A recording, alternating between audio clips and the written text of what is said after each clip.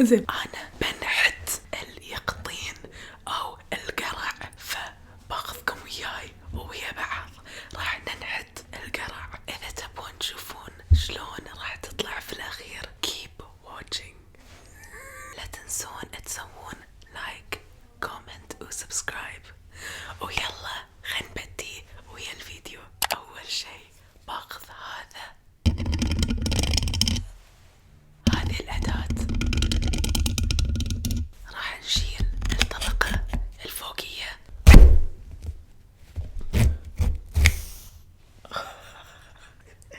سمعتوا شنو طلع من القرع؟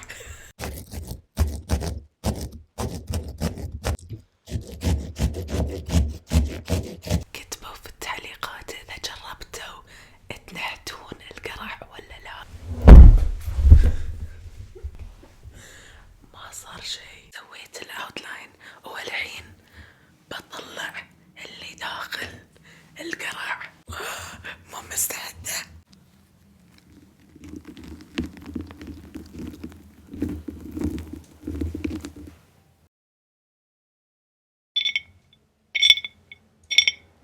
لازم ادخل ايدي داخل واطلع الحبوب الموجودة.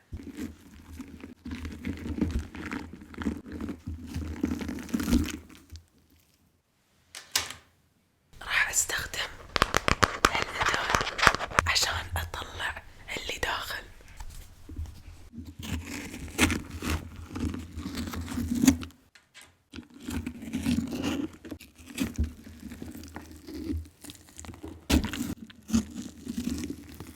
تعبت، هذا كل اللي طلع من القرع. يمكن اخذ مني تقريبا 25 دقيقة. انا عن نفسي وايد احب الهالوين، فالصراحة استمتعت وانا اطلع كل اللي داخل، اطلع المصارين كلهم.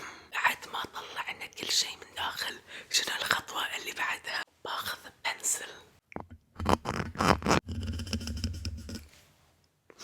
وسخت المايك وراح ارسم الحواجب والعيون والثم.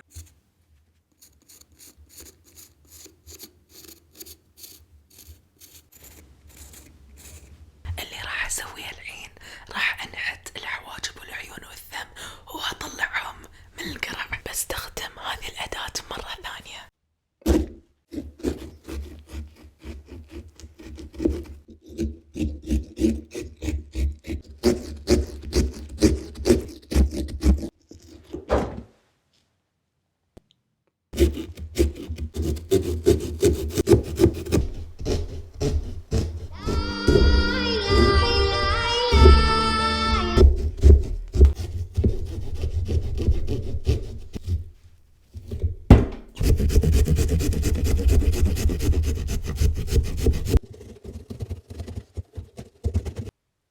الصراحة شكله عجيب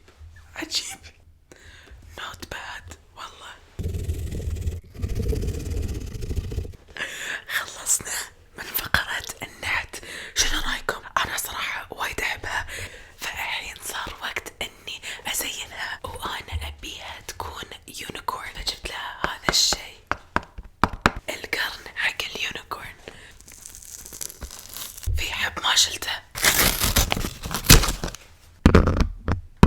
صراحة ما اعرف شلون بيطلع، الله يستر. خايفة.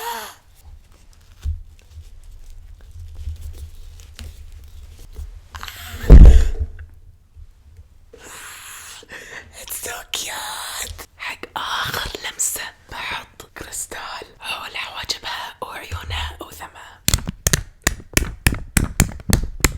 أي عيوب كانت موجودة وما تبين.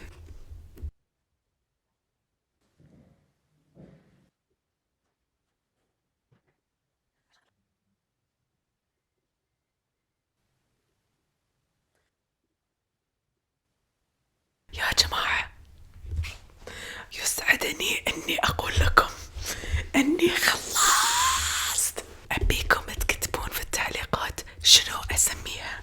اختها اللي ورا اسمها كاندي، فابي اعرف هذه شنو نسميها. So guys، انا وايد استانست وياكم اليوم، وايد استانست وانا اصور هالفيديو. إن شاء الله